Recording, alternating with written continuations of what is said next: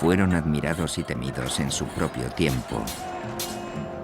Antiguos guerreros que inventaron los campos de entrenamiento de reclutas, el asalto frontal, la educación subvencionada por el Estado y un estilo de vida y una estética que aún hoy llevan su nombre.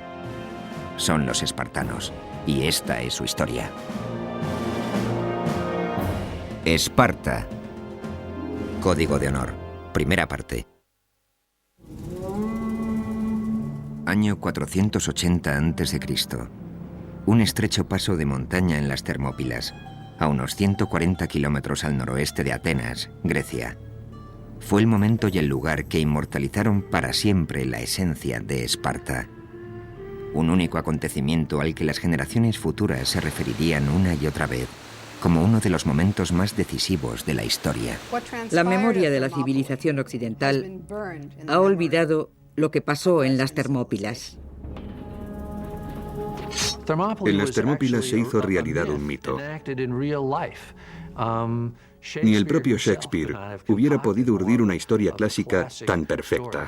Una falange de 7.000 soldados griegos avanzaba hacia el ejército invasor persa, formado por varios cientos de miles de hombres. Los griegos estaban en clara inferioridad numérica, pero presionaron, confiando en que los 300 hombres apostados en las líneas del frente eran capaces de llevarlos a la victoria, solo porque estos hombres eran espartanos. Un soldado espartano aislado es tan bueno como cualquier otro soldado. Pero si reunimos a un grupo de soldados espartanos, tendremos un ejército mejor que cualquier otro en el mundo. La sola vista del símbolo del ejército espartano, la lambda, estampado en una pared de escudos, a menudo bastaba para asegurar la victoria. No podía compararse a ninguna otra en el mundo. Fue la cultura militar por excelencia de toda la historia de las sociedades civilizadas.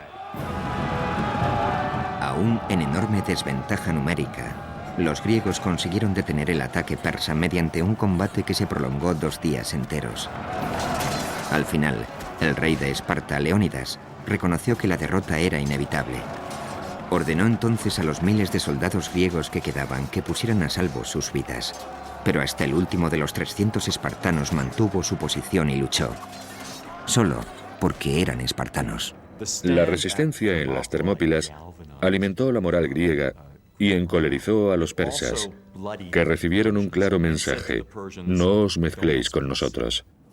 La resistencia de los espartanos en las Termópilas se convirtió en el clásico ejemplo de caso en el que se pierde la batalla, pero se gana la guerra. Las Termópilas han permanecido en la historia como algo grande, casi como una palabra clave para referirnos al concepto de entregar la propia vida, incluso desafiando a la muerte. Aquellos soldados lucharon con ahínco en una batalla perdida, solo para defender su dignidad y su país. Se convirtieron en la fuerza militar más impresionante que el mundo haya conocido. Para producir este tipo de hombres que luchaban tan metódicamente enfrentándose a una muerte inminente, se requería una sociedad muy especial. Los espartanos son el reflejo de un aspecto crucial de la naturaleza humana: la búsqueda de la pureza, del orden, de la armonía. Una búsqueda que nos da el valor suficiente para no temer a la muerte, que nos impulsa a luchar a cualquier precio por un ideal como la libertad.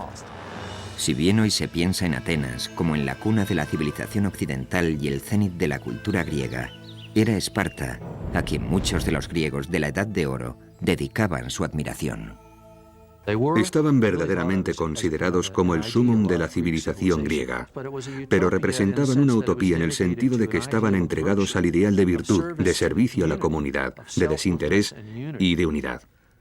Lo que más valoraban las ciudades-estado griegas era la libertad respecto al intervencionismo exterior, el sentido de pertenecer a un sitio y el éxito en la batalla. Esparta era rica en estos 3 valores. Durante el dominio de Esparta, la antigua Grecia era un conjunto de más de 1000 comunidades con gobierno propio, denominadas ciudades-estado. Una ciudad-estado es una ciudad que a todos los efectos prácticos funciona como un estado o un país con su gobierno propio, su ejército propio, su armada propia y sus propias leyes. Estos estados se distribuían por todas partes. Muchos de ellos fueron muy significativos para la cultura griega. Los orígenes de Esparta se remontan al siglo XII a.C., época de grandes cambios en el mundo antiguo, cuando el poder egipcio languidecía y daba paso al florecimiento del Segundo Imperio Babilónico. Según la leyenda griega, Esparta nació fruto de la violencia y la conquista, cuando en el 1150 a.C., los invasores del norte, que se creían descendientes de Hércules, iniciaron su avance hacia el sur para reivindicar lo que ellos consideraban tierras de sus ancestros.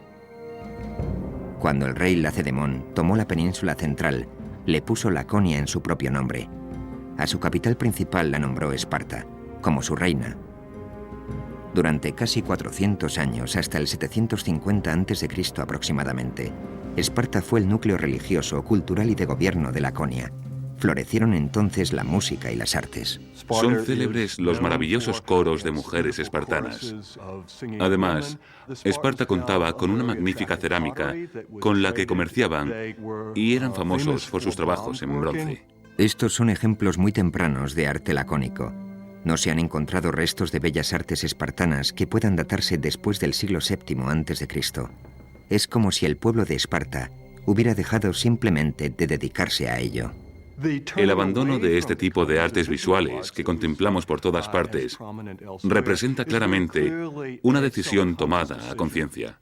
Fue una decisión que coincidió con el momento crucial de la historia de Esparta, el periodo conocido como las Guerras de Mesenia.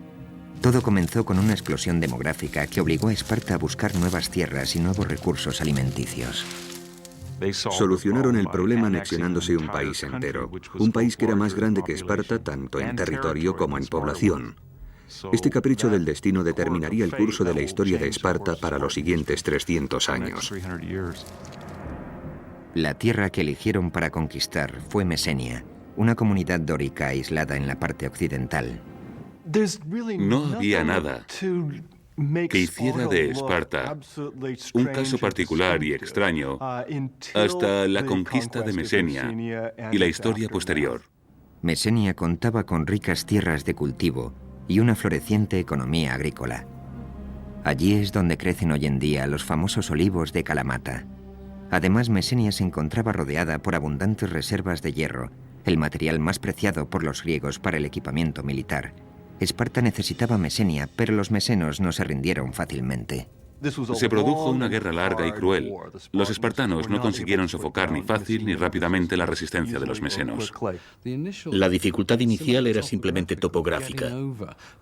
Había que atravesar el monte Taygeto, un pico de unos 2.500 metros, pero por supuesto no iban a remontarlo sino a rodearlo, lo cual supone dar más vuelta y una marcha muy larga. Estaban muy lejos de la base. El pueblo de Mesenia se encontraba en proceso de creación de su propia cultura como ciudad-estado. Resistieron, intentaron conservar su independencia, pero los espartanos acabaron derrotándolos.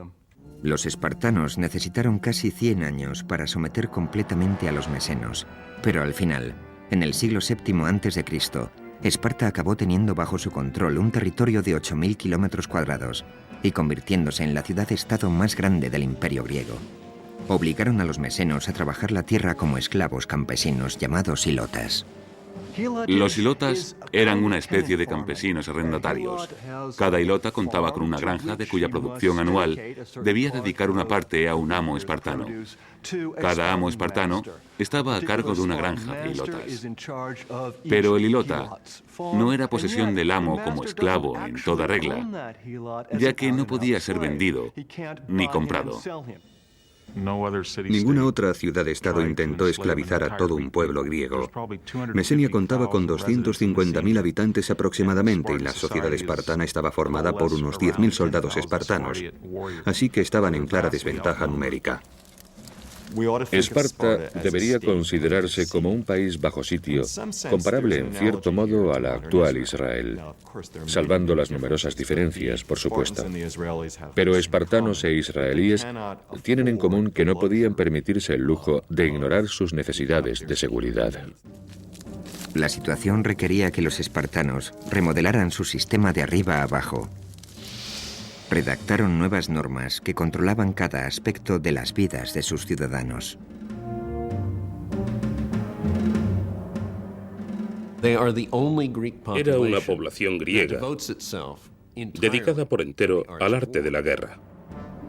Según el historiador griego Plutarco, el arquitecto de esta nueva ciudad-estado fue un legislador espartano llamado Licurgo.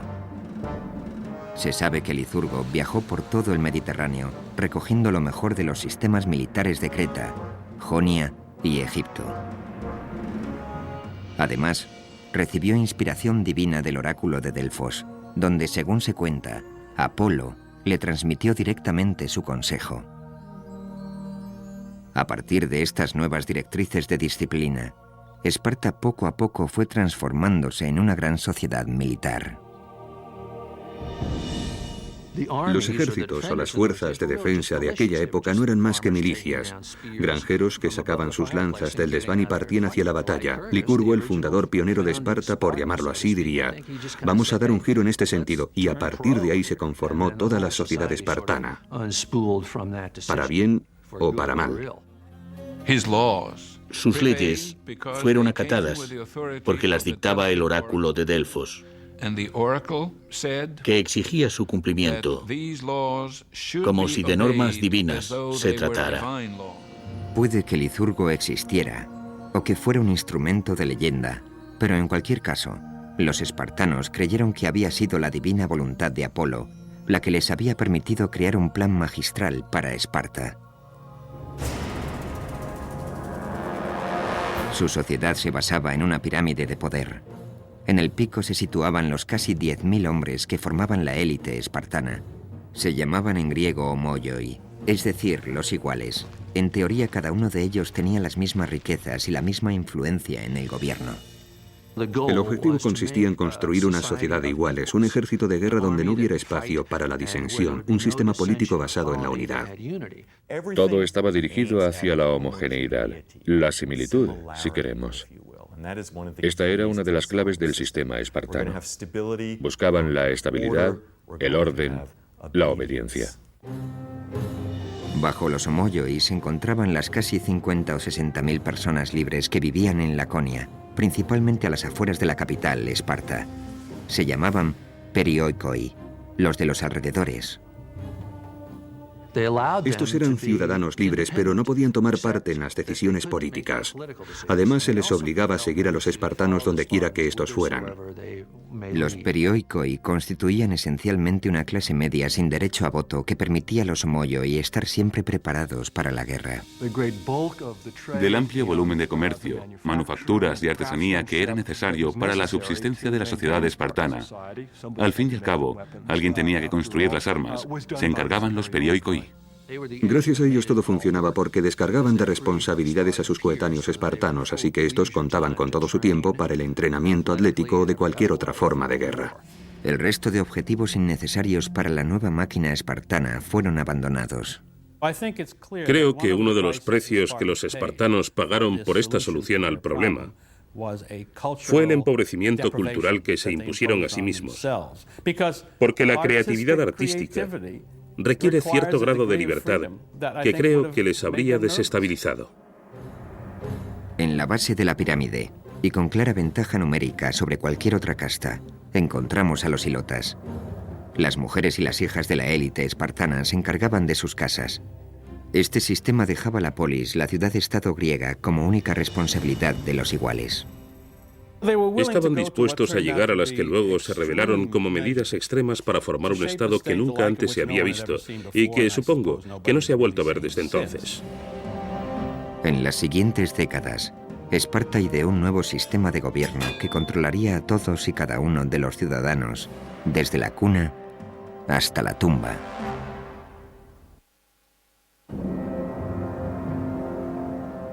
En el siglo VII a.C., Esparta era un caso único entre los cientos de ciudades-estado que rodeaban el Egeo. En todas las polis griegas, el Estado ejercía un control sobre las vidas de sus ciudadanos mucho mayor del que actualmente estaríamos dispuestos a tolerar. Pero Esparta lo superaba con creces. En ninguna otra ciudad-estado el intrusismo del gobierno alcanzaba el nivel que en Esparta. Era un control desde la cuna hasta la tumba. De hecho, era en la cuna donde se tomaba la primera medida sobre los futuros espartanos. Nada más nacer, El gobierno examinaba a cada bebé de la élite para determinar si debían permitirle vivir. Los bebés que no llegaban al nivel superior eran expuestos, eufemismo espartano para referirse al acto por el que a los niños imperfectos se les dejaba morir abandonados en la cima de una montaña. Parece algo exageradamente cruel, pero el objetivo era producir soldados. Y eso era lo que pretendían de cada recién nacido. Necesitaban los mejores hombres, así que creo que no les parecería reprobable porque criaban a los mejores y a los más fuertes. También las niñas debían pasar por el proceso de aprobación de la Junta de Supervisores, que decidía si debían vivir o ser abandonadas en el pico de una montaña. Las niñas que sobrevivían eran educadas para ser madres y los niños para convertirse en iguales espartanos, guerreros que controlaran el gobierno. En Esparta, el gobierno era por y para el pueblo, en el caso de los homoioi, o iguales. El resto, los perioikoi y los ilotas, no eran ciudadanos. Los espartanos obtuvieron un éxito sin parangón al diseñar un sistema único, digamos, propio de ellos, que se mantuvo durante muchos años. De hecho, fueron tantos que Maquiavelo y otros lo tomaron como modelo. En la cima del gobierno espartano se erigía una monarquía hereditaria, con una peculiar variante. El punto de partida clave, que parece ser el aspecto más antiguo de su constitución, es que no tenían un rey, sino dos. Es verdaderamente extraño. La mayoría de las ciudades griegas recuerdan aquellos tiempos en los que tenían rey, y muchas de ellas conservan la figura de una especie de jefe religioso al que en ocasiones se le denomina el rey. Sin embargo, los espartanos tenían dos reyes con verdadera autoridad en la sociedad, tanta como para liderar los ejércitos, una autoridad profundamente religiosa. La razón que justifica esta característica es el control mutuo entre los reyes. Así se evitaba la concentración de poder en un solo hombre. Esta monarquía dual, junto con 28 espartanos mayores de 60 años, formaban un consejo de ancianos denominado Gerusia. La Gerusia aplicaba las políticas y funcionaba como tribunal penal supremo. Esparta era, en cierto modo, una sociedad gerontocrática. Los gobernantes eran ancianos y había puestos disponibles solo para ellos. Una de las razones que explican esto es que si sobrevivías como para hacerte mayor en un entorno espartano, es que eras verdaderamente fuerte.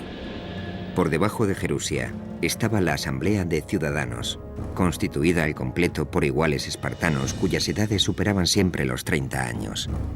Esta era la rama menos poderosa del gobierno espartano. La asamblea espartana no realizaba funciones deliberatorias, sino que asumía las órdenes de otras personas que habían decidido cuál era el camino que debía tomar la sociedad. La asamblea se limitaba a apoyar sin rechistar las políticas propuestas por otras personas. Por encima de todo este sistema se instauró una junta de 5 hombres llamados éforos, que regían el ejército, supervisaban el sistema educativo y contaban con un significativo poder de veto sobre todos los demás, con el tiempo incluso sobre los reyes. Sin embargo, también su poder estaba sujeto a control, por un lado con la limitación de sus mandatos a 1 año, y por otro haciéndoles responsables de todos sus actos ante la asamblea. Aquellos que sirvieran como éforos o en otras funciones eran inmediatamente sometidos a juicio al acabar su año de mandato. Es como si cada presidente de los Estados Unidos sufriera una moción de censura y fuera sometido a juicio al final de su legislatura y tuviera que responder por los cargos que se imputaran. El objetivo de esta Constitución era evitar a toda costa que cualquier hombre o institución social amasara demasiado poder. Creo que el sistema resultó muy eficaz. ¿Cómo puedes hacer tu voluntad con tanta gente alrededor para impedírtelo? El sistema entero estaba diseñado para que nadie hiciera su voluntad. El propósito era no cambiar, detener cualquier cambio, y desde luego el método cumplió con creces su fin. De hecho, durante casi 400 años, Esparta disfrutó del gobierno más estable de la historia de la antigua Grecia, aunque desde luego no era una democracia. La libertad del individuo constituye un aspecto clave de toda democracia. La libertad de expresión, de votar según tu conciencia. Y precisamente esta libertad de expresión no era una de las características de la sociedad espartana. Ni siquiera pensaban que la libertad fuera una buena idea. La libertad no se encontraba entre las virtudes que se les enseñaba a respetar a los espartanos. La prioridad dentro del gobierno espartano era controlar a los ilotas. Eran conscientes del odio que suscitaban en los ilotas. Como una vez declarara un ateniense que conocía perfectamente a los espartanos, los ilotas se hubieran comido gustosos a los espartanos crudos. Así que cada año el primer punto de la agenda del gobierno espartano era declarar la guerra a los ilotas. Y este era solo el modo oficial de demostrar que cualquier espartano podía matar a un ilota cuando quisiera. Tucídides narra una escalofriante historia que cuenta que los espartanos ordenaron que todo ilota que considerara haber prestado un gran servicio a Esparta en la guerra debía presentarse ante el gobierno para ser liberado. Se presentaron entonces unos 2000 hombres, a quienes los espartanos invistieron con coronas que simbolizaban su libertad. Pero tras conducirlos hacia el templo, nunca más se supo de ellos. Además de permanecer en guerra constante y formal contra los ilotas, otro de los objetivos prioritarios del gobierno era legislar sobre todos los aspectos de la vida en Laconia. Hacían todos los días lo mismo. Se casaban en el mismo intervalo de edad, se vestían igual, hablaban igual, se comportaban todos igual. Para garantizar la igualdad, el gobierno instauró un sistema por el que, en principio, ningún espartano podía ser más rico que otro. Si había demasiada diferencia respecto a riquezas o comodidades, podía ocasionar muchos problemas. Determinaban el tamaño de las granjas que debía mantener a la familia de cada guerrero para que fueran siempre iguales. Eso solo era posible si destruían el sistema de mercado, lo cual significaba que no podía haber dinero ni mercados libres, ni exportación ni importación. Para acabar definitivamente con cualquier tipo de tentación de gastar dinero en tiendas, todos los equipamientos de las casas, por decreto, eran exactamente los mismos. Todo funcional, sencillo e idéntico. La cultura espartana era austera. De ahí que empleemos el término espartano para referirnos a la austeridad o a lo estricto hoy en día. En Esparta estaba considerado como inaceptable que la gente rica se distinguiera en el modo de vestir. Reinaba la austeridad y la igualdad. En Esparta todo el mundo llevaba ropa de género republicano. Si lo analizamos fríamente, los uniformes en los colegios de hoy en día responden más o menos a la misma idea, que la ropa no sea motivo de desigualdad. Incluso el discurso de la élite lacónica tenía que ser austero. Los espartanos estaban entrenados para ser hombres de pocas palabras. Ello concordaba con la sencillez y la fuerza de los guerreros espartanos. El discurso lacónico era ideal para tomar decisiones automáticas en el campo de batalla. Sin embargo, no lo era tanto para relajarse y reflexionar sobre la perspectiva de conjunto, y ese era uno de los principales problemas que tenían los espartanos. Para mantener este sistema en pie, la posición de Esparta respecto a política exterior era igualmente lacónica: no mezclarse con extraños. No querían que nadie supiera demasiado sobre Esparta. Más aún, no querían que los propios espartanos supieran demasiado acerca del resto del mundo. Querían conservar sus tradiciones, su sentimiento nacionalista, y la manera de conseguirlo no era precisamente mezclándose con otros. No abandonaban su territorio casi nunca, y en aquellas ocasiones en las que tenían que hacerlo debido a alguna actividad militar que les obligaba a dejar sus casas por un tiempo, casi siempre acababan comportándose como si se hubieran vuelto locos, porque no sabían asimilar el cambio. Si todo este control parecía exageradamente intrusista, lo era, pero el dominio del gobierno sobre la sociedad estaba perfectamente aceptado en la vida de la antigua Grecia.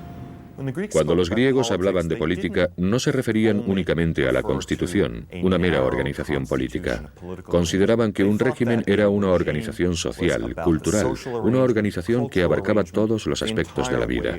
El régimen espartano refleja perfectamente este concepto.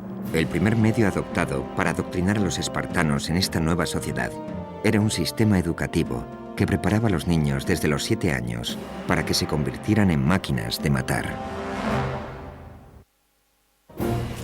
El éxito de Esparta dependía de un control muy estricto sobre la sociedad. Durante un periodo de más de 100 años, en el siglo VII a.C., Esparta se dedicó a inventar y perfeccionar el primer sistema de ingeniería social del mundo. El control del Estado empezaba al nacer. Los niños, que no daban la talla, eran asesinados. A los superiores se les adoctrinaba, se les entrenaba y se les formaba para convertirlos en una fuerza militar que debería controlar a los ilotas, el pueblo esclavizado de Mesenia. Al tener una población poco numerosa esclavizando a una más numerosa, resultaba imprescindible, según el modo de ver espartano, que cada espartano fuera cualitativamente superior a 10 o 12 mesenos. El único modo a partir del cual podían alcanzar a su entender ese grado de preparación militar era unar a todos los jóvenes en un grupo, darles un entrenamiento común y hacerlo desde muy temprana edad. A los 7 años, los niños espartanos salían de sus hogares y quedaban a cargo del Estado, que se hacía responsable también de su entrenamiento. Vivían en una especie de academia militar llamada Agogé. Cuando cumplían los 7 años, los niños espartanos entraban a formar parte de un mundo de adultos, el mundo en el que se desarrollaría el resto de su vida, siempre que sobrevivieran. Inicialmente, eran trasladados a lo que a veces llamo las tropas infernales de crías scout.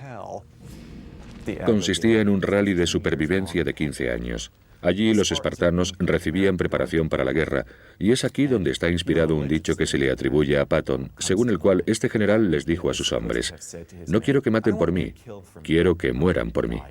Así funcionaban los espartanos, siempre preparados para morir. En los primeros 5 años de un niño en la Agogé, es decir, desde los 7 hasta los 12, un formador jefe del gobierno llamado Pedónomo se encargaba de su instrucción en cultura general y educación física. La disciplina y los castigos, en cambio, los impartían los chicos mayores. Es como si cuando entráramos al instituto, los alumnos más mayores fueran responsables de los del primer curso. Creo que, en este sentido, este sistema explota la potencial crueldad que los chavales empleamos unos con otros para tratar de enseñar a los niños espartanos, desde el primer momento, que debían obedecer absolutamente todas las órdenes que recibieran de un superior. Es una perspectiva sobrecogedora. Desde el primer día en la Agogé, la principal lección era preparar a los niños para la dura vida que les esperaba. El sistema de entrenamiento espartano estaba claramente enfocado a poner a prueba a los más débiles y a seleccionar a los más fuertes. Durante toda su vida, un soldado espartano debía preocuparse por la vigilancia que sobre él ejercían sus compañeros. Estaban constantemente pendientes de detectar los síntomas de debilidad, de comprobar si estaba realmente preparado. El lema que siempre estaba presente era: ¿eres capaz? ¿Eres lo suficientemente fuerte como para convertirte en espartano? Un sistema basado en el cariño estricto que daba más importancia a lo primero que a lo segundo. Las niñas espartanas también recibían entrenamiento, pero en casa. Desde pequeñas, se les enseñaba a ser fuertes, a estar en forma física a todos los niveles y a ser, en cierta medida, autosuficientes. Como el sentido de su vida no era otro que producir hijos que defendieran a la comunidad, comían bien, participaban en competiciones atléticas, etc. En cierto modo eran criaturas que recibían una atención privilegiada. A los 12 años, los niños espartanos entraban en el segundo nivel de entrenamiento en la Agogé, y las condiciones eran aún más insufribles. A cada niño se le otorgaba un solo manto como vestimenta. Era lo único que se les permitía llevar durante todo un año. Además, se les obligaba a ir descalzos, todo por hacerles fuertes tanto física como mentalmente. Cualquiera que haya estado en invierno en Laconia sabe que la sola idea de tener que ir descalzos y con un manto como único abrigo podría matar a cualquier norteamericano actual en cuestión de minutos. Cansados y muertos de frío. Además, los niños estaban hambrientos. De cocinar las cenas, si se puede llamar cocinar, se encargaban los ilotas. Preparaban comidas nada apetitosas. El plato más famoso de los espartanos era el llamado sopa de sangre, que consistía básicamente en cerdo flotando sobre una gran cantidad de sangre. Aquellos que visitaban Esparta quedaban petrificados por su dieta. Como prueba nos ha quedado la descripción que hizo un sibarita visitante del norte. Vino a Esparta y después de probar la sopa dijo: ahora entiendo por qué los espartanos están tan dispuestos a morir. La sopa no solo estaba mala, sino que encima era insuficiente. El alimento bastaba para sobrevivir, pero no para ser felices. Enseguida aprendían que si querían comer hasta saciarse, hasta sentirse llenos, tenían que aprender a robar el alimento. Este constituía uno de los métodos empleados, por un lado para agudizar su ingenio y por otro para enseñarles tácticas de supervivencia, porque todo formaba parte de un sistema que pretendía producir el tipo de espartano capaz de conseguir lo que fuera en campo abierto y sobrevivir en caso necesario. Si a un niño espartano lo descubrían robando, lo castigaban, pero a un niño espartano que no lo hiciera sería considerado un completo inútil. Si se te daba bien robar y nunca te cogían, entonces no cabía duda de que prosperarías. Plutarco incluso llegó a registrar el punto hasta el que un niño llegaba para no ser sorprendido. Según sus consideraciones, un niño muy hambriento se atrevería a robar una cría de zorro para comer. Si su superior sospechara que el niño había robado el zorro, el niño se escondería el feroz animal bajo el manto y se dejaría morder por él hasta morir antes de descubrirse. En todo el mundo antiguo, esto se consideraba como una prueba de la resistencia de los espartanos. Los niños aprendían a ser inquebrantables, a dominar el dolor, a ser respetuosos con sus superiores. Tengamos en cuenta, además, que se lo estaban comiendo vivo por dentro. Endurecer y reforzar a los adolescentes espartanos se consideraba necesario debido a los tipos de batallas que un día tendrían que librar. La falange es tan fuerte como el más débil de sus componentes. Por tanto, la clave consistía en asegurarse de que todo el mundo tiene más o menos la misma fuerza y que los más débiles quedan sencillamente eliminados. De los espartanos se decía que eran el único país para el que las cosas parecían ponerse más fáciles cuando iban a la guerra. La vida en Lago G era un continuo proceso de selección. A los niños se les exigía que pasaran una prueba tras otra, de fuerza, de flexibilidad, de resistencia y de astucia. Los fallos se castigaban muy duramente. En el festival anual que se celebraba en el templo de Artemisa Ortia, los espartanos se reunían para ver una prueba que podríamos llamar agarrar el queso. Los jóvenes de Esparta se dividían en dos grupos. Uno intentaba robar el queso que se apilaba sobre el altar y otro, armado con látigos, intentaba impedírselo. En esta especie de melee, en ocasiones incluso se producía alguna muerte. Muchas cosas por las que los jóvenes espartanos estaban obligados a pasar parecen presagios de los aspectos más crueles de las novatadas que se hacen en nuestros días. De hecho, había muchos niños espartanos que cuando las pruebas finalizaban no las habían podido pasar y habían perecido. Es una competición constante en la que todo el mundo está sometido a juicio, clasificado, y de la que salen ganadores que reciben varios honores y disfrutan de ciertas ventajas. Así que ahí tenemos a los espartanos, entrenados para ser iguales a los demás, para sacrificar todo por el bien común y a la vez para ser superiores a la generalidad. Para aconsejarles en su camino durante el entrenamiento, a cada chico espartano se le ordenaba tomar un mentor, un hombre mayor cuya relación con el niño se prolongaría de por vida.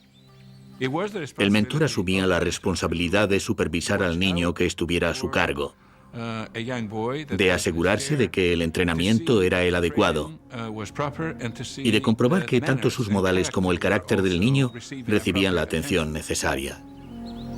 En la actualidad, los expertos se encuentran debatiendo acerca de si la intimidad de esa amistad incluía o no relaciones sexuales. En muchas situaciones en las que las mujeres quedan excluidas de participación, ya sea en el ejército o en cualquier otro campo,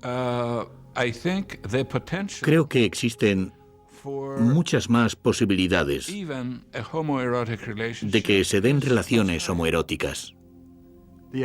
Se supone que cualquier posible relación sexual que hubiera existido siendo niño el estudiante se terminaría al alcanzar la edad adulta.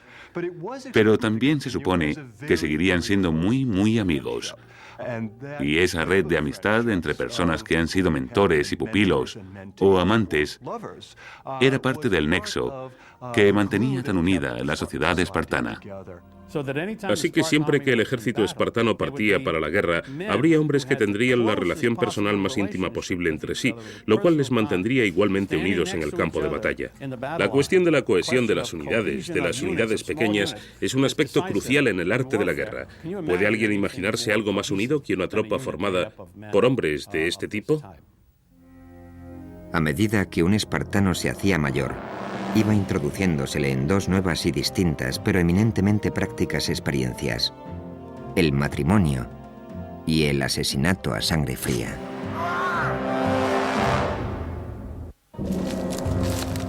El legado de Esparta no es solo la creación del concepto de disciplina militar, sino su perfeccionamiento a través de una estructura social y un programa de entrenamiento que empezaba a los 7 años.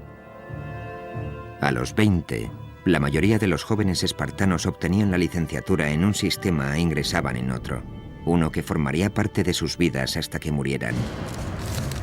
Pero antes de licenciarse, los espartanos debían pasar una última prueba de fuego.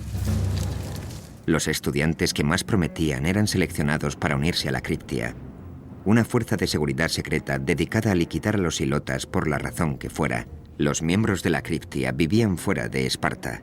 Sobrevivían por sus propios medios y se servían del cobijo que les proporcionaba la noche para cortar gargantas.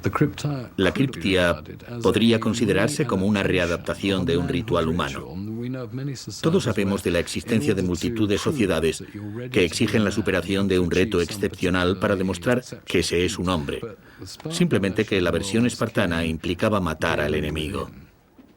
La criptia era el método que tenían los espartanos para seleccionar a sus mejores y más brillantes guerreros, con el fin de que hicieran la vida completamente imposible al pueblo, sobre el que se apoyaba toda la sociedad espartana. Si eras un hilota especialmente guapo o conocido por tus innovaciones agrícolas, si eras un hilota considerado poco común por la razón que fuera, entonces estabas condenado a pasarte la vida temiendo que la criptia descubriera por qué destacabas y acabara contigo.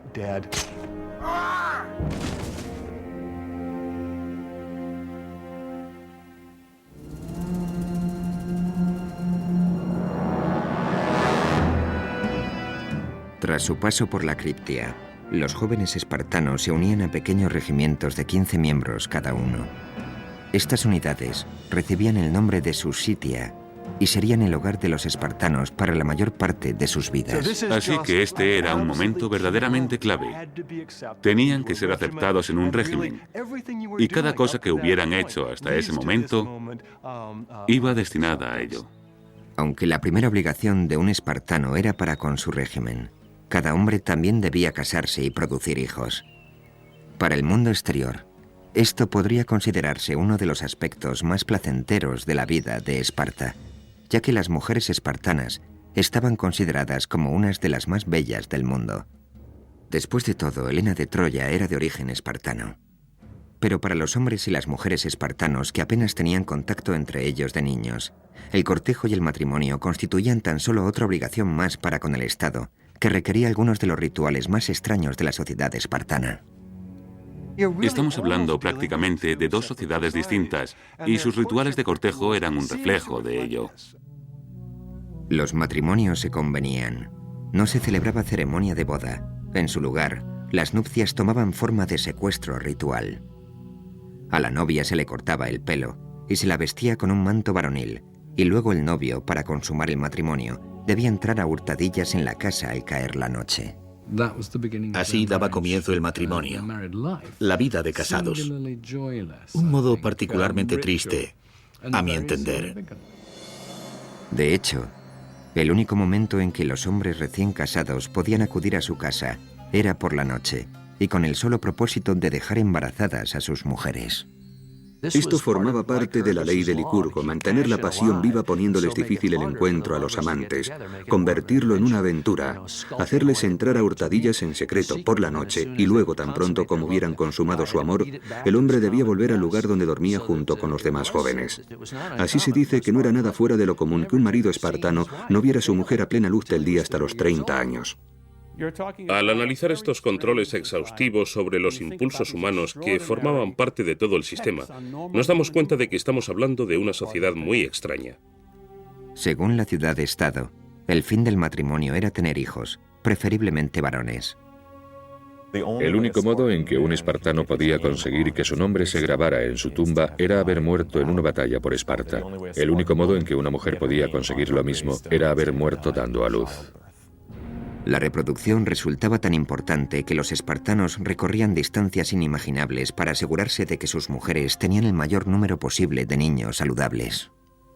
También se producían curiosidades muy extrañas, por cierto, como que los hombres propusieran a chicos jóvenes a quienes ellos consideraban mejor dotados para que tuvieran relaciones con sus mujeres pensando que así esa descendencia sería mejor que ellos mismos. En este tipo de tendencia eugenésica, la idea de contar con un espartano puro y de que éste debía continuar la línea genética de espartanos constituía el centro de todas las preocupaciones. Todos estos controles sobre el matrimonio y la familia estaban destinados a evitar que los hombres se distrajeran de su auténtico propósito: la instrucción y el entrenamiento, la hostigación a los hilotas y la conservación de la propia superioridad espartana. Si los espartanos pensaban en lo más profundo de su corazón que eran puramente hombres de virtud, o si en su interior se decían, ojalá pudiera pasar de vez en cuando un fin de semana en Atenas para divertirme por fin, no lo sabremos nunca. Pero lo que sí sabemos es que los espartanos crearon una imagen de sí mismos, como de seres satisfechos al 100% con sus vidas perfectamente virtuosas. La gran ironía, sin embargo, fue que aunque contaban con el ejército mejor entrenado del mundo, los espartanos no lo empleaban para enfrentarse a otros ejércitos. Era una máquina militar magnífica, pero la actitud de los espartanos parecía ser la de no arriesgarla, no usarla. Contemplémosla. Pulamos los escudos y no los usemos a menos que sea estrictamente necesario. Fue un sistema que funcionó extraordinariamente bien en Esparta durante 2 siglos. Luego, por razones que no están del todo claras, Esparta empezó a mirar más allá de sus propias fronteras con el fin de conquistar nuevos pueblos. Quizá la máquina de guerra sufría el peligro de quedarse obsoleta por el desuso. Quizá simplemente anhelaban participar en una guerra de verdad.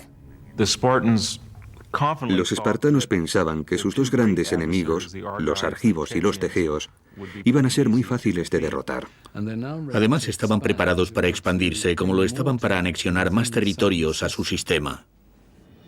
Al mismo tiempo, en el horizonte, empezaba a perfilarse la verdadera amenaza contra la supremacía espartana. Una nación de más de 1 millón de soldados cuyo único pensamiento era conquistar Grecia, los persas. A principios del siglo V, empezarán primero con la conquista de la parte griega de Jonia en Asia Menor y luego volverán su mirada hacia el gran continente. Así se explicará el curso de la historia de Grecia durante los 2 siglos siguientes. Durante las generaciones venideras, todo el mundo griego sentiría la amenaza persa. La manera en que Esparta y Atenas reaccionaron a dicha amenaza dividiría y uniría el mundo griego.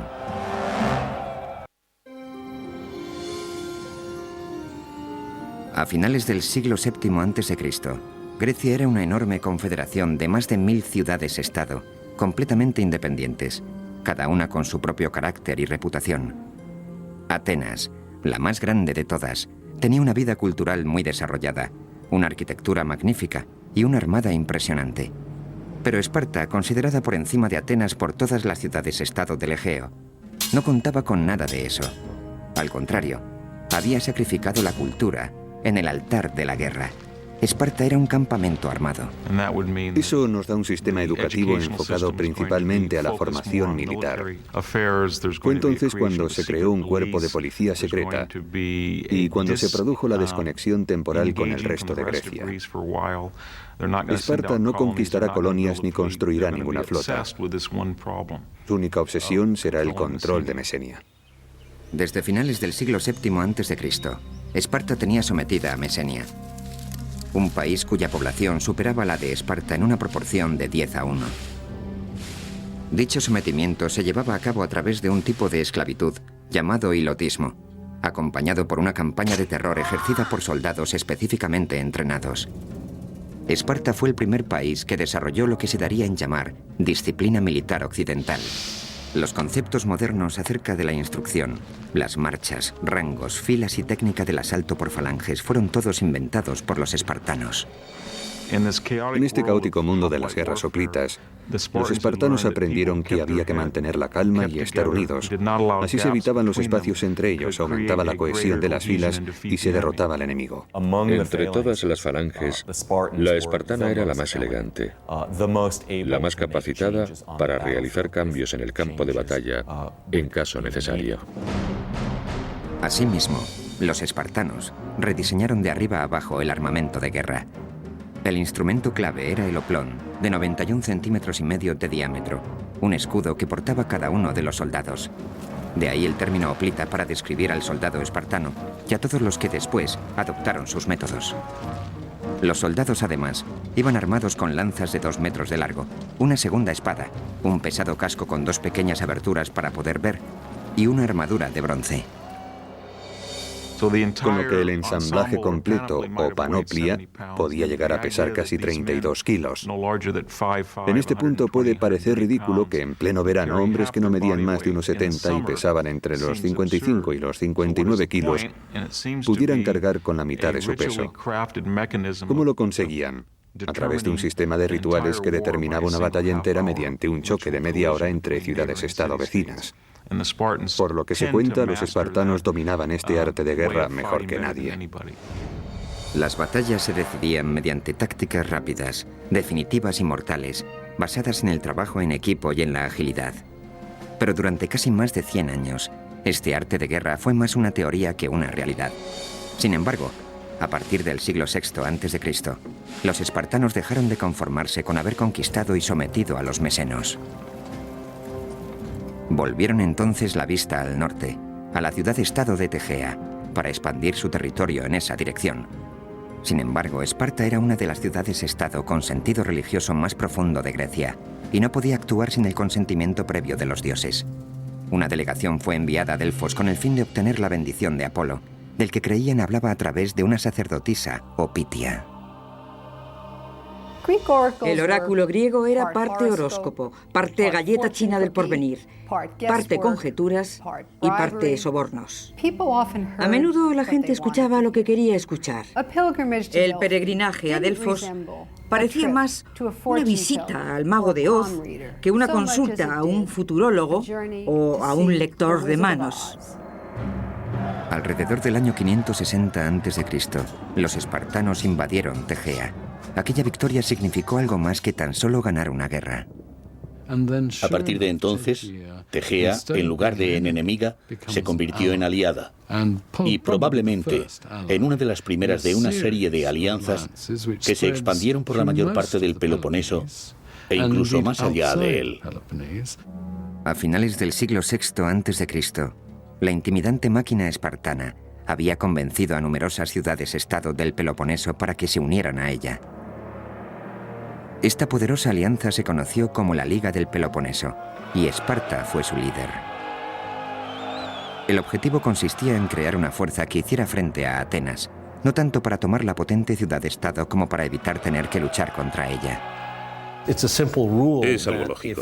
Si cuentas con una superioridad militar absoluta y con la reputación como potencia militar absoluta, puedes evitar los enfrentamientos. Esta era la política espartana. Trataban de evitar los conflictos a toda costa porque eran conscientes de que siempre que se luchaba, existía el riesgo de perder. Pero la inminente amenaza proveniente desde el este obligaría a Esparta a salir de su mundo de aislamiento. Persia, gobernada por Darío I, comandaba el imperio más grande que el mundo antiguo hubiera conocido hasta el momento. Entre sus conquistas se contaban muchas ciudades-estado griegas, incluidas las de Jonia. Sin embargo, después de varias décadas de opresión política y fiscal persa, los jonios iniciaron la rebelión. En el año 499 a.C., enviaron una delegación para que se reuniera con el rey de Esparta, Cleómenes, quien se negó a atender a los jonios, decisión que desencadenó una serie de acontecimientos que cambiaron el curso de la historia. Pero no todos los griegos compartían la claridad de visión de Cleómenes. Los ateneos fueron persuadidos por los jonios para que enviaran apoyo a los revolucionarios. A pesar de la ayuda de Atenas, el poderoso imperio de Darío I derrotó a los jonios. Y los persas no perdonarían nunca el apoyo de Atenas a los rebeldes.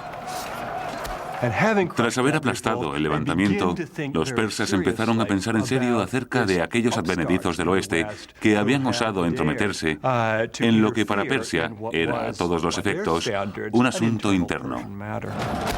Entretanto, Cleómenes se embarcaba en una cruel campaña de anexión de las ciudades-estado vecinas con el objetivo de reforzar y expandir la Liga del Peloponeso. La acusación más atroz formulada contra él fue la de haber llevado durante el ataque a Argos a unos 6.000 hoplitas argivos, según sus propias palabras, a un bosque sagrado y después ordenar a los hilotas, no olvidemos que los hilotas no eran espartanos, que prendieran fuego al bosque. Con lo que esos 6.000 argivos murieron torturados. Cuando Cleómenes volvió a Esparta fue juzgado por estos hechos. Los cargos eran muy graves y ni el rey estaba exento de responder ante la ley espartana. Cleómenes se enfrentaba a la posibilidad del exilio. Lo que resultaba inaceptable era que se tratara de otra ciudad griega, de un bosque sagrado, porque el engaño equivalía en este caso a prácticamente un sacrilegio. Sin embargo, sobrevivió. Vivió para luchar otro día más, pero sus circunstancias no dejaron de ser sospechosas. En un intento de evitar su propio exilio, Cleómenes tenía que eliminar las fuerzas que se oponían a él dentro del gobierno. Eso significaba acabar con la competencia, es decir, con el otro rey de Esparta, de Marato. Para conseguirlo, Cleómenes sobornó al oráculo de Delfos para que declarara ilegítimo al rey de Marato. Este fue inmediatamente depuesto y condenado al exilio. Pero la trama de Cleómenes no tardaría en descubrirse, con lo que él también acabó exiliado. Cuando Cleómenes regresó, con el tiempo, sufrió una horrible muerte que él mismo se infligió. La versión más extrema de los acontecimientos cuenta que se suicidó descuartizándose a sí mismo desde los pies hasta llegar a los órganos vitales.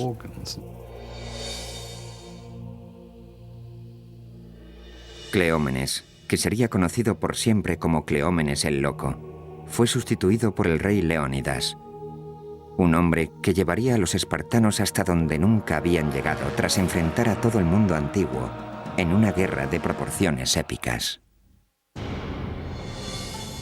A principios del siglo V a.C., una línea dividía a las ciudades-estado griegas en dos grupos muy distanciados, las que apoyaban a Esparta y las de la órbita de Atenas. Mientras Esparta trataba de mantener su política de evitar a toda costa la guerra, Atenas empezaba a prepararse para la posibilidad de un enfrentamiento con los persas. Corrían noticias de que Darío I de Persia estaba ávido por castigar a los atenienses por haber apoyado el levantamiento frustrado de los jonios en el 499. Darío nunca olvidó aquello, nunca olvidó la humillación. De hecho, entre los griegos reinaba la convicción de que Darío tenía un esclavo que le susurraba constantemente al oído: «Señor, no perdone a los atenienses». En agosto del año 490 a.C., Darío I formó una pequeña flota de barcos cargados con tropas para atacar a los atenienses. La expedición persa se aproximaba a Maratón, en la costa nororiental de Ática. El tamaño y el equipamiento de la flota persa superaba con creces lo que creían tener los atenienses. Cuando los atenienses se dieron cuenta de que los persas se acercaban de verdad y de que estaban a punto de desembarcar en Maratón, enviaron a un mensajero a Esparta. El carácter de las relaciones entre esta y Atenas había ido variando, a veces amistoso, a veces lo contrario. Pero los atenienses reconocían que Esparta era la potencia militar más importante de Grecia. Según cuenta la historia, el mensajero recorrió 225 kilómetros en 2 días, solo para que los espartanos acabaran contestando que enviar tropas suponía interrumpir las fiestas cárneas, una ceremonia sagrada dedicada a Apolo. Esparta prometió enviar refuerzos cuando las fiestas hubieran acabado, 10 días después. Los atenienses tuvieron que hacer uso de todas sus fuerzas. Enviaron todos los hombres disponibles, unos 9.000 efectivos de infantería armados al completo, que se cuadraron ante las tropas persas, seguramente 2 o 3 veces más numerosas que ellos, en la llanura de Maratón. Durante varios días, atenienses y espartanos se vigilaron desde la distancia al calor del sol de agosto. Al final, cuando empezaron a avistarse los refuerzos espartanos, el general Miltíades ordenó un ataque sorpresa sobre el enemigo. El ejército persa quedó hecho jirones. Los equipados hoplitas atenienses demostraron ser más de lo que los hombres de infantería persas, solo ligeramente armados, podían asimilar. La masacre fue irremediable. A todo esto, los atenienses habían enviado otro mensajero de nuevo a Atenas para anunciar su victoria. Tras la heroica victoria conseguida por los atenienses, llegó por fin una tropa de refuerzo de 2.000 hoplitas espartanos, pero no había quedado nadie contra quien luchar. Cuando el ejército espartano llegó a Maratón, los atenienses les mostraron satisfechos los cadáveres de los persas a quienes habían abatido con toda facilidad. Eso fue algo que los espartanos recordarían siempre. Mientras tanto, los persas empezaron a tramar su venganza. En el año 486 a.C., Darío I eligió a su hijo, Jerjes, para que lo sucediera. Jerjes planeó minuciosamente una nueva y mucho más elaborada invasión de Grecia, un plan que tardaría años en poner en práctica. Hacia el año 481 o 480 se hizo obvio que Jerjes llevaba unos 4 años movilizando a una enorme fuerza, quizá de unos 250.000 hombres de la flota y del ejército de tierra, para incurrir en Grecia bien preparados. Ante esto, los espartanos, los atenienses y otro pequeño contingente de ciudades-estado se reunieron para programar un contraataque. Debatieron ampliamente la estrategia, antes de acabar nombrando al almirante espartano Euribíades para comandar tanto las fuerzas de tierra como las navales. Por un lado, los espartanos eran muy arrogantes. Se decían a sí mismos, si los peleles de los atenienses pudieron con los persas en Maratón, ¿qué no podremos hacer los espartanos? Por otro, los más cultivados pensaban, no hay por qué temer a los persas, porque aunque sean muchos, no son soldados de infantería especialmente destacables, mientras que nosotros somos los mejores del mundo. En la primavera del año 480 a.C., todo estaba ya preparado. Los persas, por su parte, habían reunido 46 contingentes regionales bajo el comando de 30 generales para la invasión de Grecia. A la cabeza de todos Jerjes, conocido tanto por amigos como por enemigos como el Gran Rey, la enorme fuerza estaba compuesta por unos 200 o 300.000 soldados. El ejército de Jerjes consumía millones de litros de agua al día y millones de kilos de trigo, de comida, de carne. En el mar, unos 750 barcos de guerra llamados trirremes fueron flanqueados por varios cientos de barcos de abastecimiento. La vasta armada persa se movía al tiempo que lo hacían las tropas de tierra. Se trataba de una maquinaria de guerra de potencia sin precedentes que requería de una planificación y una ejecución magistrales para cada acción. La dependencia que existía entre la armada persa y su ejército de infantería es un factor clave a la hora de analizar estas guerras. El ejército tenía que mantener el contacto con la armada, porque ésta garantizaba la seguridad de los barcos de abastecimiento. Los griegos, acostumbrados a librar batallas en las que participaban un máximo de unos pocos miles de hombres, iban a tener que enfrentarse a una interminable riada de tropas enemigas. Después de mucho debatir acerca de lo que se debía hacer, decidieron apostarse en las Termópilas, en el pintoresco enclave conocido como las Puertas Candentes, por los cercanos lagos de sulfuro en ebullición. Las Termópilas eran la puerta de entrada al sur. En el 480 a.C., el paso de las Termópilas tenía unos 15 metros de anchura, con lo que constituía un punto capaz de neutralizar la enorme ventaja numérica de Jerjes. Creo que todo el mundo comprendió perfectamente lo que pasaba y entendieron que había que oponer resistencia, porque de no hacerlo, el problema no sería que los persas cruzaran este paso en particular, sino que la moral de los griegos caería en picado, lo cual los llevaría a perder la guerra. Si los griegos conseguían resistir en las Termópilas, los persas acabarían comiéndose unos a otros lejos de su casa, ya que eran como un inmenso monstruo que tenía que estar continuamente alimentándose. Los espartanos estaban al mando del rey Leónidas, un experto gracias a las muchas campañas que se habían llevado a cabo durante sus 11 años de reinado. Pero para ganar esta guerra se vería obligado a hacer el mayor sacrificio de todos. El oráculo de Delfos había pronosticado que el rey de Persia conquistaría Esparta, a menos que el rey de Esparta muriera. Leónidas era perfectamente consciente de este augurio, así como de que si los griegos oponían una contundente resistencia a los persas tras las Termópilas, se iba a producir un momento glorioso, algo que conmocionaría a todo el mundo. En un inmenso alarde de valor, Leónidas seleccionó a los hombres para la que seguro sería una misión suicida. Cuando Leónidas partió hacia las Termópilas, se llevó consigo una guardia real de 300 hombres. En este caso particular, sin embargo, la Guardia Real fue específicamente seleccionada. No solo se eligió a los hombres en función de sus méritos, sino teniendo en cuenta que cada uno de ellos dejara un hijo como descendencia. Creo que los espartanos sabían, así como Leónidas, que iban a la guerra a morir, y en realidad eso era para lo que habían sido entrenados durante toda su vida.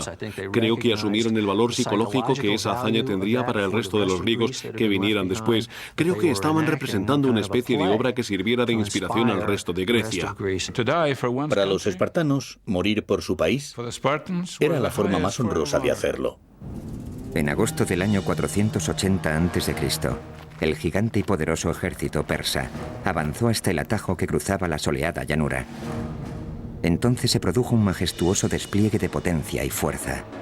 El ejército persa, encabezado por Jerjes, era inmenso. Contaba al menos con 200.000 efectivos. Los griegos no superaban los 7.000, incluidos los 300 hoplitas de la élite espartana. El motivo por el que los espartanos enviaron una tropa tan reducida queda en su conciencia. Podrían haber sido más afortunados si hubieran mandado un ejército completo. Alegaron que esas hubieran sido sus intenciones, pero que un festejo religioso les impidió enviar más que una tropa de avanzadilla. Algunos cínicos afirman que los espartanos nunca pretendieron enviar una fuerza completa, porque sabían que iban a perder. Necesitaban hacer algo destacable, un acontecimiento espectacular, así que sacrificar 300 hombres se presentaba como la solución perfecta. Los espartanos, dirigidos por Leónidas, estaban preparados para luchar hasta la muerte. Cuando Jerjes envió un mensajero, conminando a los espartanos a que depusieran las armas, Leónidas respondió con 2 palabras: molon lave, o ven tú a cogerlas. No podía haber un contraste mayor entre dos ejércitos, no podía haber un contraste mayor entre dos sociedades. Por un lado, Jerjes en su trono, con secretarios tomando notas, y por otro, Leónidas, al frente de sus hombres. La misión del rey Leónidas era crucial: retener a los persas el tiempo suficiente como para que los generales griegos consiguieran formar sus tropas en el istmo de Corinto. Necesitaban tiempo para montar un contraataque a gran escala. Si al pesado ejército persa se le permitía pasar libremente hacia el sur, la zona central de Grecia caería seguida, sin lugar a dudas, por el Peloponeso. La idea de los griegos en las Termópilas era brillante: forzar un parón y crear problemas logísticos a esta especie de inquebrantable ejército. Cuando los griegos llegaron a las Termópilas, reconstruyeron la pared que había atravesado el paso. La idea era enviar por rotación unidades griegas que lucharan en la limitada zona que se extendía justo enfrente de la pared. Los persas no podrían emplear todos sus efectivos porque el terreno en el que los griegos pretendían luchar era muy reducido. Entretanto, el pueblo de Delfos consultaba el oráculo que les advertía que debían invocar a los vientos porque ellos serían los mejores aliados de Grecia. Tan pronto como hubieron tenido esta revelación, se desató una terrible tormenta. La magnífica armada persa se dispersó por la costa magnesia, que carecía de puerto, y allí perecieron más de 200 barcos. Jerjes montó en cólera ante la inesperada pérdida y quedó desconcertado por el nimio reto que se le proponía a su poderoso ejército en las Termópilas. El gran rey ordenó a un soldado de avanzadilla que reconociera el terreno y le informara de las dimensiones completas del enemigo. Cuando divisó a los espartanos, estos en lugar de estar implorando u ofreciendo su rendición o algún tipo de negociación, estaban arreglándose, peinándose, echándose aceite y abrillantando sus armas. Querían dar la idea de que esperaban esta batalla con entusiasmo, más que con terror. El jinete se quedó pasmado, sin poder creerse que esos pocos hombres fueran a intentar defender el paso. Enseguida se requirió el consejo de Demarato, el rey espartano exiliado que había huido a Persia hacía más de una década. El rey Jerjes quería saber lo resistentes que podían ser aquellos hombres. Si trajéramos a uno de ellos aquí ante el tribunal, ¿podría acabar con 10 de nosotros? Demarato le dijo que hombre a hombre no, que no eran mejor que nadie, pero que en grupo, la cohesión de la unidad que iba a defender el paso se revelaría muchas veces más potente que lo que podría parecer por su número. El mensaje de Demarato era claro: no subestimar a los soldados espartanos. Llevaban la guerra en la sangre, era su modo de vida. Todo estaba listo. Tanto las fuerzas griegas como las persas se encontraban preparadas para la batalla. Lo que iba a ocurrir después marcaría el futuro de la democracia. Año 480 a.C. El verano toca a su fin. La suerte del mundo occidental está echada. En el estrecho paso de las Termópilas se han formado las líneas de la batalla que enfrentará a Grecia y a Persia. 300 espartanos, junto con sus 7.000 aliados griegos, se han atrincherado y están listos para enfrentarse a un ejército persa de al menos 200.000 efectivos. Para los espartanos se presenta como una misión suicida, pero deben parar a los persas para que Grecia pueda preparar el contraataque. Cuando el rey Leónidas partió para defender el paso de las Termópilas y supo que le esperaba la muerte, su mujer Gorgo, al despedirse le preguntó si tenía instrucciones para ella. Leónidas le dijo que se casara con un buen hombre y tuviera hijos sanos. Así eran los espartanos, siempre dispuestos a morir, preparados para morir. Consideraban que morir en combate por su país era algo verdaderamente glorioso. Así pues, en nombre del honor y de la gloria, los soldados espartanos resistieron desafiantes y serenos, incluso preparados para abalanzarse sobre la inmensa fuerza persa, de cuya presencia les había puesto sobre aviso la avanzadilla de reconocimiento. Les dijo: los arqueros persas son tantos que cuando disparan sus flechas nublan el sol. A lo que otro espartano, Diéquenes, respondió: bueno, pues libraremos la batalla en penumbra. El 18 de agosto del año 480 a.C., 4 días después de haber llegado a las puertas candentes de las Termópilas, los dos bandos se hallaban listos para el combate. El aplastante número de efectivos persas les permitió contar con toda la seguridad que un ejército podía desear. Pero las tropas bronce y carmesí espartanas se erguían desafiantes, dispuestas a luchar. Normalmente conocemos formaciones de 8 filas. El motivo que lo justifica es que las primeras 2 o 3 filas luchan porque las lanzas son muy largas. Sin embargo, la función de las filas de atrás consiste tan solo en empujar a las de delante. Así que la cohesión y el empuje de las filas de atrás resultan absolutamente tan cruciales como la destreza y la valentía de los hombres del frente. Pronto los persas se dieron cuenta de que su aparente ventaja numérica no era tal en la práctica. Una vez que se ha asumido que no es posible maniobrar y que los jinetes persas no van a poder hacer nada, entonces ya tienes el embudo. Sabes que has empujado a toda esa gente hacia un cuello de botella. Los persas tuvieron que atravesar el bronce y el hierro, cosa que nunca antes habían hecho. Los cortaron a pedazos. En los estrechos confines del paso, el pesado armamento griego, sus largas y afiladas lanzas y sus enormes escudos demostraron ser bastante eficaces contra el armamento ligero y las cortas lanzas de los persas. Fue algo escabroso. La gente gritaba, defecaba, orinaba, caía al suelo derribada, era pisoteada. Las lanzas iban rompiéndose. La batalla se convirtió en una auténtica carnicería. La falange griega era prácticamente impenetrable, y nada más caer la tarde, el campo de batalla ya parecía el infierno. Todo el paso estaba cubierto de cadáveres, y los espartanos no mostraban síntomas de desfallecimiento. La falange espartana funcionaba casi como un cuerpo de ballet, con esa agilidad de acción, esa habilidad para ejecutar con rapidez las decisiones en el campo de batalla y para moverse como una unidad. Estas eran algunas de las cosas que hacían de los espartanos unos soldados tan formidables. Jerjes estaba decidido a destruir la falange espartana y a detener el baño de sangre.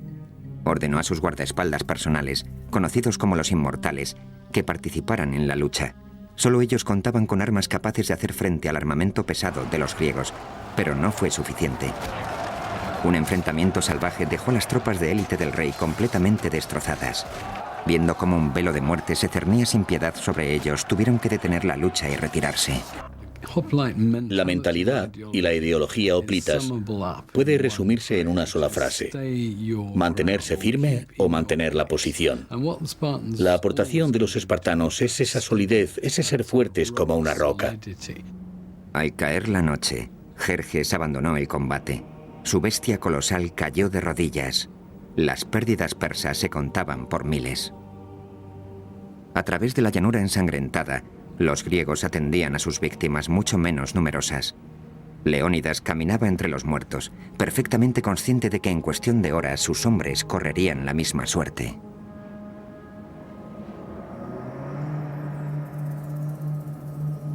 La mañana amaneció fría y clara el 19 de agosto del 480 a.C. El rey Jerjes de Persia, tambaleándose todavía por el escalofriante número de bajas el primer día en las Termópilas, lanzó su segundo asalto sobre los griegos. Esta vez, formó una especie de brigada con hombres conocidos por su valor y arrojo, a los que prometió recompensas por atravesar el estrecho paso, y amenazó con ejecutar si rompían filas y huían. El rey persa recurrió a esas tácticas de bulldozer. Creyó que si seguía enviando hombres, al final conseguiría romper las filas griegas. Pero una vez más, la impresionante fuerza persa no fue suficiente para derrotar a los griegos ni al cuerpo de élite espartano. La batalla proseguía a través de un sangriento segundo día y acabó convirtiéndose en otra masacre a gran escala. Los muertos y heridos persas se amontonaban en altas pilas frente a las líneas griegas.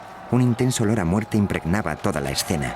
Los griegos también sufrieron alguna baja, pero el número de las de los persas era incontable. Resultaba demasiado desmoralizante permitir que esto siguiera indefinidamente. Desde su dorado trono en lo alto de la montaña, Jerjes observaba cómo sus mejores tropas sufrían salvajes pérdidas.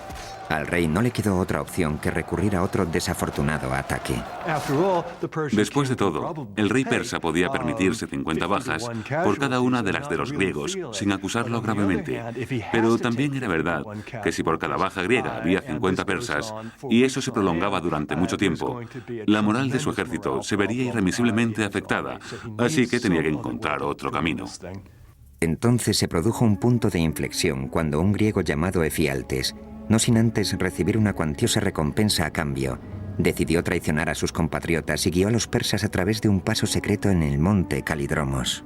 En griego, el nombre de Efialtes se ha convertido en la palabra más común de todos los tiempos para referirse a las pesadillas. Es la palabra griega para pesadilla. El camino que Efialtes mostró a los oprimidos soldados persas les permitió rodear el contingente griego, una táctica con la que Jerjes creía que iba a acabar venciendo por fin a sus enemigos. Los inmortales persas ascendieron a hurtadillas por la noche, y al amanecer, el sonido de sus pisadas sobre las hojas secas anunció su llegada al otro lado. Las puertas candentes se habían convertido en una trampa mortal para los espartanos, con abruptos acantilados y el océano a un lado, las montañas a otro, y los soldados persas concentrados frente a ellos y ahora también detrás. En este punto, Leónidas analizó la situación. Era el comandante en jefe de la zona de combate, así que ordenó la retirada al conjunto de griegos en las Termópilas. Los espartanos se quedarían con él. Hasta el último de ellos permaneció en su posición. Después de girar las tornas en el paso, llegó el tercer día, uno de los más memorables de la historia griega.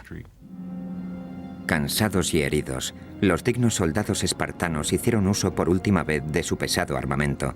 Mientras se preparaban para morir, el rey Leónidas pronunció sus últimas palabras. Desayunen copiosamente, señores, porque esta noche cenaremos todos en el infierno. En ningún momento se planteó rendirse, sino que luchó hasta que no quedó ni un solo hombre. Cuando el sol asomó entre las colinas, los espartanos y los pocos aliados que quedaban estaban siendo atacados por todos lados. No por ello dejaron de luchar con valor, lanzándose con fiera desesperación hacia el sangriento campo de batalla. Entonces el rey Leónidas fue herido de muerte, y los espartanos pelearon salvajemente para hacerse con el cadáver, y consiguieron sacarlo de allí. Al final, la noche del 20 de agosto del 480 a.C., los espartanos realizaron su último y desesperado intento de resistencia. Según se cuenta, sus armas estaban destrozadas, así que se deshicieron de ellas. Sus escudos resquebrajados, sus armaduras deshechas. Se sirvieron entonces de sus dientes, de sus manos. Se enfrentaron a puñetazos a los miles de persas que consiguieron rodearlos en una colina, y no queriendo desperdiciar más efectivos, enterraron a los griegos en un mar de flechas.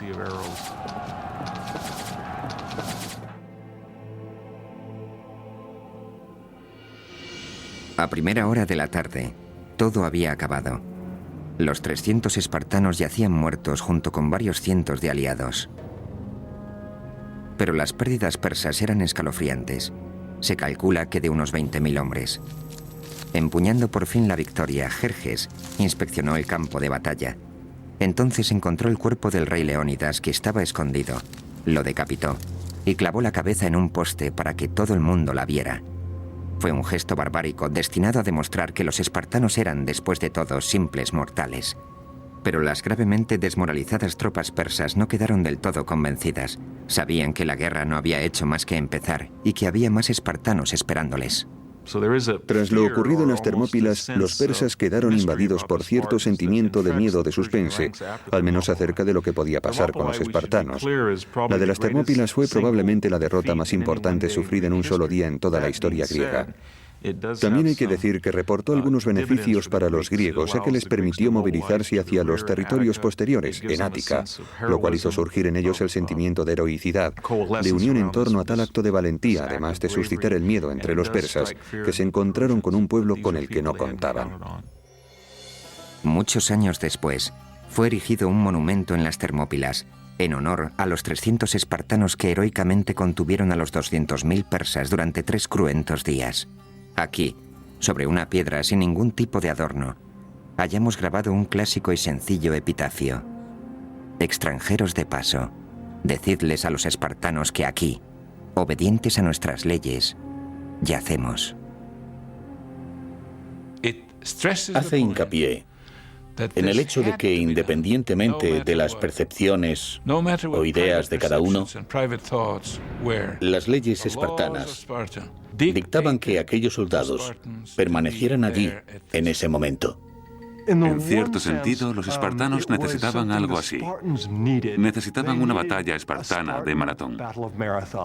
Necesitaban un acontecimiento al que poder referirse para demostrar que la virtud espartana era absolutamente inquebrantable. Incluso, aunque no vencieron, obtuvieron una victoria moral porque murió hasta el último de sus hombres. Lo que ocurrió en las Termópilas ha quedado grabado en la memoria de la civilización occidental. Después de la caída del Álamo, el periódico local de Nacogdoches, Texas, declaró que las Termópilas ya tenían su equivalente. Ahora, con la brecha en la primera línea de defensa griega, los persas tenían libertad para avanzar hacia el sur, a través de Ática, aplicando la táctica arrasar e incendiar, sin respetar a nada ni a nadie. Cosechas y granjas enteras invadidas por las llamas, estatuas de dioses demolidas, templos destruidos, incluso la Acrópolis fue víctima del fuego. Cuando empezó a correr el rumor por Grecia de que todo el país estaba ardiendo, muchos atenienses estuvieron al borde de la sublevación. Nunca hubieran podido imaginarse que las tornas iban a dar un determinante giro. En las últimas décadas del siglo V a.C., todas las fuerzas de Grecia se unieron rápidamente en contra del enemigo común, el aparentemente invencible ejército persa, formado por más de 200.000 efectivos. Tras la batalla de las Termópilas en el año 480 a.C., el ejército y la armada persas tenían camino libre para avanzar hacia el sur, hacia Atenas. La moral griega aparecía por los suelos y la derrota inminente. Entonces decidieron confiar en un astuto y respetado comandante ateniense llamado Temístocles. Y el poderoso comandante decidió evacuar el interior del país y trasladar al pueblo a la isla de Salamina, confiando la esperanza de Grecia en una batalla naval. Entonces los atenienses determinaron abandonar su territorio con la intención de evitar enfrentarse a los persas en una especie de batalla a la desesperada en tierra. Sin embargo, más que abandonar su territorio, lo que hicieron fue enviar a las mujeres y a los niños a campos de refugiados al sur de Grecia, tras la muralla del Istmo, y enfocar todas sus expectativas en su armada.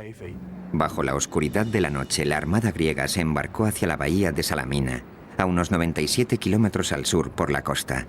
Debido a su estrecho canal, Temístocles estaba convencido de que Salamina constituía un punto ideal para contrarrestar la superioridad numérica y la gran movilidad de la flota persa. Temístocles era consciente de que si batían a la armada persa, vencerían la guerra, o al menos darían un gran paso en esa dirección porque el ejército persa dependía significativamente de su armada. La armada griega estaba en posición. Temístocles diseñó una inteligente táctica para llevar al rey Jerjes a dar un paso fatal. Temístocles le envió un esclavo que le dijo que el rey quería ser su amigo, que había visto la luz y que para demostrarlo le informaba de que si atacaba en ese momento podría capturar a toda la flota griega. En una carta entregada por un esclavo, Temístocles explicaba los planes para el abandono griego de Salamina, que se llevaría a cabo al cobijo de la noche del día siguiente. Jerjes creyó que era su gran oportunidad. Después de todo, ya tenía experiencia con los traidores. Efialtes había aparecido en el momento justo en las Termópilas y ahora aparecería otro, Temístocles. Convencido de que la armada griega estaba sumida en el caos más absoluto, Jerjes decidió que era el momento justo para atacar. Y así lo hizo. Jerjes lanzó la flota persa contra la griega en las estrechas aguas que rodean Salamina. Es decir, hizo justo lo que Temístocles esperaba. Temístocles conocía estas aguas a la perfección y había colocado su flota de manera que la estrechez pudiera servirle de ventaja. Asimismo, sabía perfectamente cuándo el viento iba a soplar por detrás de ellos y con ello el momento en el que podrían cargar con más eficacia. Entonces, cuando los persas se abalanzaron sobre ellos, los griegos atacaron también con sus barcos. Creo que esta constituyera la batalla naval más importante con respecto al número de efectivos de la historia de la civilización occidental. Mientras la flota griega avanzaba como un pulpo gigantesco desde su guarida de rocas, el rey Jerjes se encontraba a salvo en su trono dorado en las alturas del monte Egeleo. Para cuando se quiso dar cuenta de que su poderosa vanguardia estaba atrapada, tenían la soga echada al cuello. La ventaja numérica de los persas, 400 trirremes frente a los 300 griegos, quedó neutralizada por los reducidos estrechos. Todo el contingente quedó atrapado rápidamente en una especie de tapón. Los barcos persas fueron privados de su capacidad de maniobra. Una vez que consiguieron convertir la batalla en una embestida y hacer algunas incursiones, la flota persa, que ahora perecía ahogada, se convirtió en su mejor aliada. Los barcos griegos enviaron marinos, hoplitas, que saltaban de barco en barco, dejando tras ellos una estela de sangre. Probablemente el índice de bajas de esta sea el más grande que se haya producido en una única batalla naval en toda la historia. El número de persas que se ahogaron en la costa de Ática ascendería hasta los 60.000. Fue un desastre sin precedentes para los persas y una victoria rotunda para los griegos. Los cadáveres y los restos de los barcos no dejaban ver el agua. Los persas perdieron unos 200 barcos, mientras que los griegos solo unos 40. Jerjes estaba encolerizado y humillado. Como resultado de la batalla de Salamina, Jerjes y todo su ejército tuvieron que salir de Grecia. Era imposible dejar a su ejército en Grecia a menos que pudiera garantizar su reabastecimiento. Con la pérdida del control en el mar, la pérdida de dominio sobre el agua, resultaba muy arriesgado. Así que tuvo que evacuar al grueso de su ejército. Pero el primo de Jerjes, el general Mardonio, fue designado personalmente para dirigir la guerra en Grecia.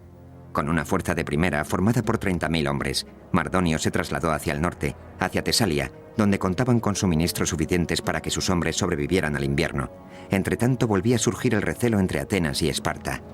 Los atenienses, que sufrieron el mayor número de bajas en las batallas navales, esperaban un quid pro quo por parte de los famosos soldados hoplitas espartanos y querían que lanzaran un asalto en tierra contra los persas. Mardonio supo de las profundas desavenencias que separaban a su enemigo e intentó aprovecharse de ellas. Uno de los vasallos de Jerjes, un rey macedonio, fue enviado a informar a atenienses y espartanos de que si se iban sin más, Jerjes los trataría con dignidad. Los atenienses, creyendo que así obligarían a Esparta a movilizar su máquina militar al completo, consideraron el trato. Los atenienses dejaron que a Esparta llegara la velada amenaza de que si no venían para defender Ática, si no se movían hacia Beocia, ellos se rendirían. O peor, los atenienses insinuaron lo impensable, una alianza con Persia.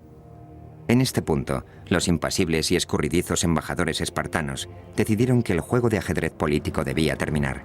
Los griegos se unirían para librar la batalla definitiva contra Persia, cerca de la ciudad de Platea. Tenían que ir todos en la misma dirección. Fue entonces cuando el liderazgo espartano saltó a primer plano. Los espartanos estaban ahora bajo las órdenes no de un rey, sino de un regente, Pausanias. En el verano del 479 a.C., las fuerzas persas habían visto su número reducido en más de 50.000 efectivos. Hacia el sur, Esparta movilizó a 5.000 de sus mejores soldados y Atenas contribuyó con una tropa adicional de unos 8.000. Entonces, los espartanos armaron a 35.000 hilotas mesenos, ofreciéndoles la libertad a cambio de su arrojo en el campo de batalla. Pausanias parecía tener una capacidad nata para organizar. Tenía mucha visión militar y algo quizá más importante, un sentido único para mantener unido de manera diplomática a este inmenso ejército en conflicto interno constante que era la fuerza griega. Seguramente nadie más que un espartano podría haber conseguido sacar todo adelante en tales circunstancias. Durante 11 días, los comandantes rivales se mantuvieron en sus respectivas posiciones sobre la llanura de Platea. Mardonio y la caballería persa, al norte, Pausanias y la infantería griega, al sur. Finalmente, en los albores del día siguiente, los persas rompieron aquella quietud lanzando un contundente ataque.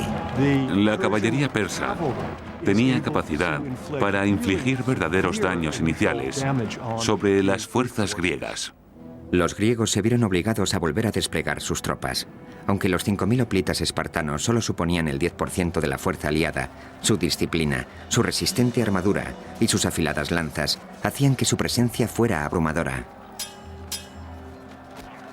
Creo que una vez que los persas decidieron atacar a la infantería sobre la llanura de Platea, no había más que Mardonio o lo que el más alto mando persa pudiera hacer, porque al final iba a ser una cuestión de hombres con barras de mimbre y lino intentando cargar contra filas de lanzas.